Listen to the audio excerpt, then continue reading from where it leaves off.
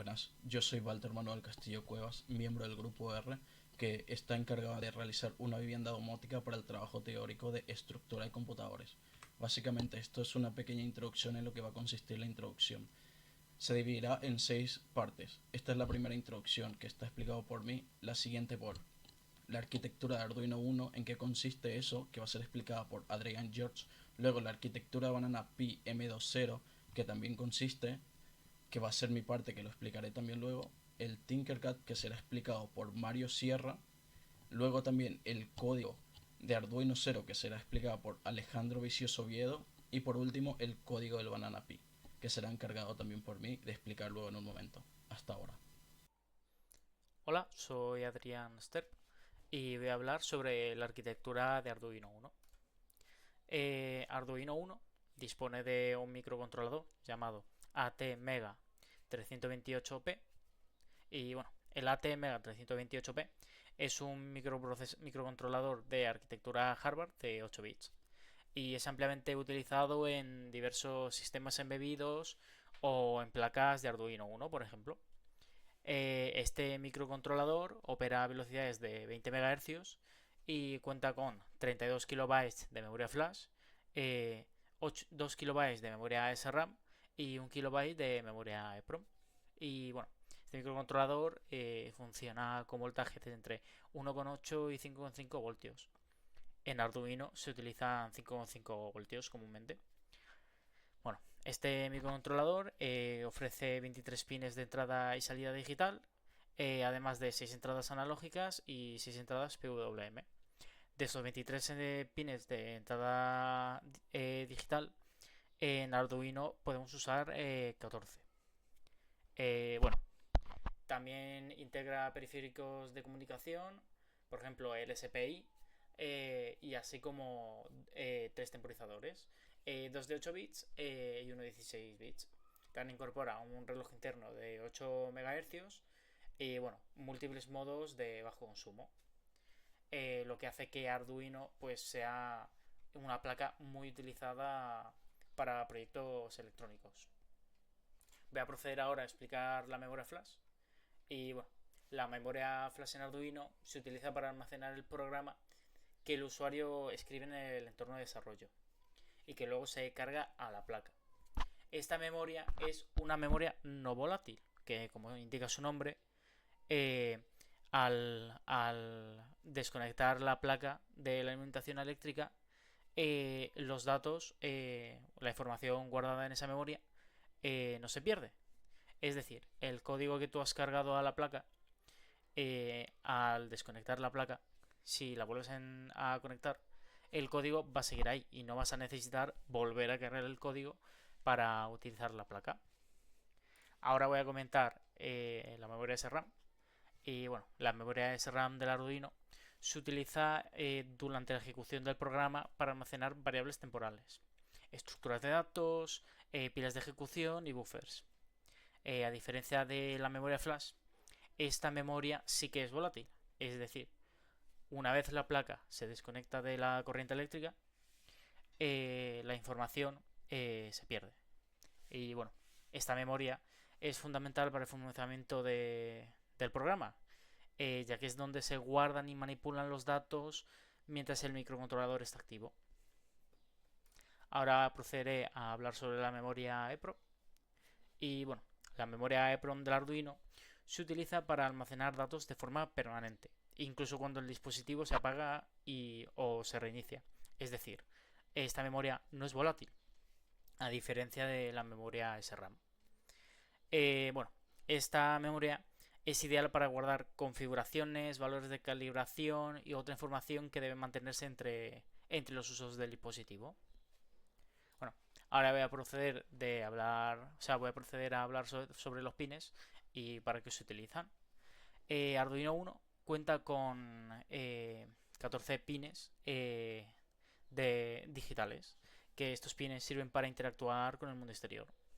Los pines digitales pueden configurarse como entrada y salida, input-output, y recibir valores como high, enviar señales de tipo high o low, encendido o apagado. Bueno, 6 de estos pines también pueden generar señales PWM, lo que permite simular salidas analógicas mediante pulsos modulados. Además que también tiene 6 entradas analógicas numeradas de A0 a A5, que permiten leer señales de los sensores que manden valores variables, gracias a un convertidor que tiene de analógico a digital. Y bueno, los pines de Arduino, como ya hemos dicho, sirven para conectar los sensores, los actuadores, lo que utilicemos en el circuito. Ahora voy a proceder a hablar sobre los registros de Arduino.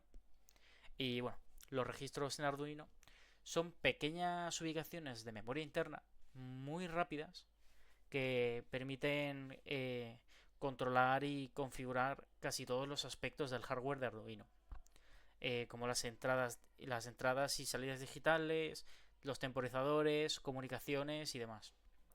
Ahora voy a proceder a hablar sobre 3 tipos de registros. Los registros de configuración de pines, que controlan si un pin es entrada y salida, o si tiene activado un resistor interno. Luego, los registros de temporizadores, que confirman y leen el estado de los temporizadores, que pueden medir tiempo o generar señales PWM. Y ahora voy a hablar sobre los registros de comunicación, que son los que manejan las interfaces para comunicarse con otros dispositivos. Y esto sería todo. Bueno, como ya había dicho anteriormente en la introducción, yo me encargo además de presentar lo que es la arquitectura de Banana Pi M2.0 y cómo son las características de la arquitectura de cómo se conforma básicamente el sistema debido. En este caso posee un procesador quad-core Cortex A7, Alware H3 o H2, dependiendo del modelo del dispositivo. También una memoria de RAM de 512 MB DDR3, que también es compartida por la GPU. Es de tamaño compacto de 65 por 30 milímetros, ya que están enfocadas más a distintos dispositivos indebidos. También de un peso de 15 gramos, por lo que puedo decir tranquilamente que es una arquitectura bastante pequeña para lo que es. Tiene diferentes tipos de software, podemos decirlo, para su sistema operativo, como lo pueden ser cualquier distribución Linux y también una distribución como puede ser Android. También posee conectividad inalámbrica, como puede ser un Wi-Fi y Bluetooth. Tranquilamente se puede conectar a través de dispositivos inalámbricos, además de una interfaz GPIO de 40 pines compatibles con Raspberry Pi 3, una salida de video de mini HDMI que está en una resolución de 1080p por 30 fps y también que tiene una salida de audio que es a través del HDMI. ¿Qué quiere decir eso? Que depende de donde nosotros estemos conectados el Banana Pi a través del HDMI, esa será la salida de audio principal. Además, tiene una entrada de video, un conector CSI para la cámara, una alimentación micro USB que es básicamente para que el dispositivo esté conectado en todo momento y posea la batería necesaria para el mismo. Además posee un puerto USB para conectar distintos dispositivos al mismo. Y también por últimos detalles, presenta tanto botones de encendido como también de reseteo. Eso quiere decir que también posee botones para cualquier tipo de emergencia, cualquier tipo de interactividad con el Banana Pi. También posee indicadores LED, tanto de alimentación como del estado del Banana Pi. En la siguiente diapositiva se puede observar tranquilamente en dónde están cada uno de ellos. Hola, soy Mario Sierra y voy a hacer la presentación sobre mi parte del trabajo teórico de la asignatura Estructura de Computadores, el cual consiste en la implementación del trabajo en la plataforma de Tinkercad. Antes de pasar al circuito, para poder ver su funcionamiento y cómo se haya podido llevar a cabo, repasaremos brevemente los objetivos que ha de cumplir para considerar un correcto funcionamiento del circuito, que son que si estamos en verano y la temperatura del interior es mayor a la del exterior, se abrirán ventanas y persianas. En invierno, si la temperatura del interior es menor a la del exterior, se abrirán las ventanas y las persianas. Y luego, si estamos en verano y hay mucha luz, se bajarán las persianas. Y si estamos en invierno y hay mucha luz, estas se subirán. Dicho esto, vamos a ver el circuito en Tinkercad. El circuito como se ha implementado es este. Entonces, empezando con cómo sabemos o cómo podemos distinguir entre una estación de invierno y una de verano. Lo hemos hecho incluyendo un switch, un interruptor aquí, que en función de la posición significará una estación u otra. Más para poder ver gráficamente este cambio o esta estación, hemos incluido estos dos LEDs. Si está el amarillo encendido, significa que estamos en la temporada de verano y el circuito trabajará con las condiciones de verano. Y si cambiamos la posición del interruptor, se apagará el amarillo y se encenderá el azul, indicando que estamos en la temporada de invierno, haciendo que el circuito trabajara pues con las condiciones que debe cumplir en invierno. Para ver el funcionamiento, vamos a cambiarlo a verano. Si recordamos, en verano la temperatura del interior ha de ser mayor al exterior para que ambos servos, que serían los actuadores tanto de ventana como de persiana, se activaran. En este circuito, pues el sensor de la temperatura de la izquierda representaría la temperatura interior de la casa y el de la derecha pues sería la de la calle, la exterior. Entonces, en el momento en que la temperatura del interior es mayor a la del exterior, podemos ver cómo se activan los servomotores llevando a cabo la acción, que sería abrir ventanas y persianas. Además, al mismo tiempo, pues vemos que se encienden otros dos LED aquí que indican el correcto funcionamiento de los servos. Es decir, cuando se encienden los LED es que los servos han actuado como debían. Luego, en el momento que se deje de cumplir la condición esta, los servos volverían a su estado anterior, cerrando persianas y ventanas. En cuanto a la luz, pues en el momento en que se detecte que haga mucha luz, se bajarían las persianas si estamos en este caso en verano. Como podemos ver, también se vuelven a encender los LED indicando que lo han hecho correctamente. El servo de la ventana manteniendo su estado y el servo de la persiana encendido porque ésta se ha cerrado correctamente. En invierno pasaría exactamente lo mismo, solo que con otras condiciones. Es decir, en invierno, para que se activen ventanas y persianas, la temperatura del exterior debería ser mayor a la del interior, ¿no? Entonces, cuando esto sucede, vemos que se activan los servos abriendo las ventanas y persianas. Además, en cuanto esto se deje de cumplir, pues volverán a su estado. Con la luz pasaría lo mismo. En el momento que se detecta que hay mucha luz, se abriría la persiana y en el momento que se dejara de detectar ese nivel de luz, pues la persiana se bajaría volviendo a su estado. Entonces, ¿cómo hemos logrado pues utilizar puertas lógicas a la hora de implementar este circuito? Lo que se ha hecho básicamente es coger dos chips. Este de la izquierda compuesto de 4 puertas AND en su interior. Y a una de las entradas de cada puerta AND se le ha conectado pues la señal o lo que transmitiría la estación. Es decir, este cable transmitiría un voltaje en 1, un high, un 1 digital, cada vez que estuviéramos en la estación de verano. Y este transmitiría un 1 cuando se cumpliera la condición, en este caso la de temperatura.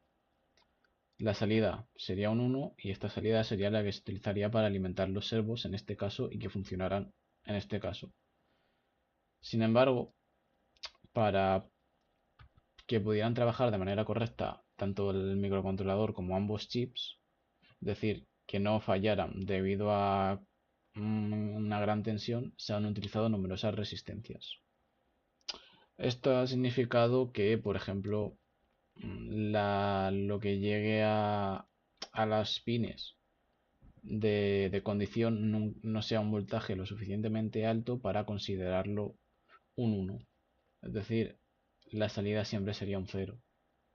Por ello, para solucionar esto, pues se ha incluido una puerta NOT para transformar este 0 en un 1 y alimentar los servos en las situaciones que se quiera para que funcionen y lleven a cabo sus tareas. Dicho esto, pues esta sería la solución. Yo soy Alejandro Vicioso y voy a hablar acerca del código que hemos implementado en el microcontrolador, en este caso Arduino Uno. Nuestro código, en primer lugar, lo que hacemos es incluir las librerías que necesitamos, definimos pines analógicos y digitales, variables y objetos. En primer lugar, lo que hacemos es incluir la librería de Arduino.h, ya que estamos fuera del IDE de Arduino. Por tanto, para programar en Arduino fuera del IDE de Arduino necesitamos incluir esta librería. Posteriormente, incluimos la librería de servo.h para así poder crear objetos de tipo servo y así controlarlos. Luego lo que hacemos es los pines A0, A1 y A2, que son pines analógicos, los vamos a asignar con los dispositivos de entrada. ¿Para qué? Pues para que nos den un valor entre 0 y 1023 y así podamos formatear ese dato que ellos nos dan y tomar decisiones en torno al valor que tenga o no. Posteriormente definimos los pines digitales que van del 2 al 7, que estos pines son los que vamos a activar en función de qué condiciones se cumplan, para luego aplicando puertas lógicas podamos ir activando unos dispositivos u otro. Más tarde definimos variables de tipo float y una de tipo string.